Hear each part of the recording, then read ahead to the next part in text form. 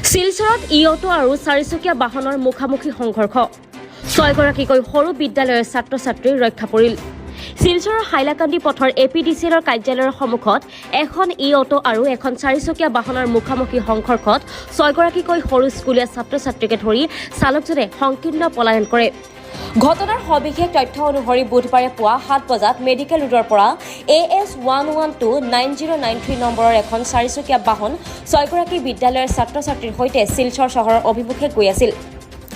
তাৰ পিছত হাইলাকান্দি ৰোডৰ APDCLৰ কাৰ্যালয়ৰ সন্মুখলৈ অহাৰ পিছত AS11EC 6668 নম্বৰৰ ই-অটো বেটাৰী এখনে তীব্ৰ বেগত অভাৰটেক কৰি থকাৰ অৱস্থাত এখন চাৰিচকীয়া বাহনৰ সৈতে মুখামুখি সংঘৰ্ষত লিপ্ত হয় আৰু অটোখন বাগৰি পৰে যদিও অটো চালকজন আহত নহয়। এই ঘটনাত চাৰিচকীয়া বাহনখনো ক্ষতিগ্ৰস্ত হয়। গাড়ীত থকা স্কুলীয়া ছাত্ৰজন সামান্য আঘাতপ্ৰাপ্ত হয়, কিন্তু তেওঁলোকৰ প্ৰাণ ৰক্ষা পৰে।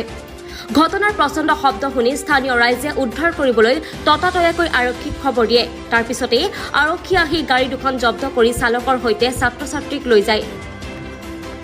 এই সন্দৰ্ভত সংবাদ মাধ্যমৰ আগত প্ৰত্যক্ষদৰ্শীয়ে কয়, প্ৰতিদিনে দেখা যায় যে প্ৰাপ্তবয়স্কৰ পুত্ৰই ই-ৰিক্সা আৰু অটো চলাই আছে।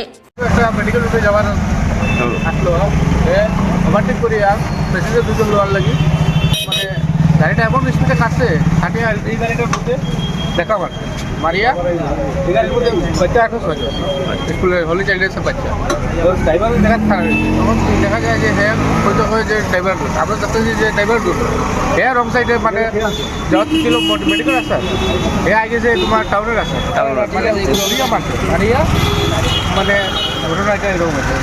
অটো ড্রাইভার বা গাড়ি ড্রাইভার কোনো কিছু তার যখন বাচ্চারাও বলা সব বাচ্চারা ঠিক আছে।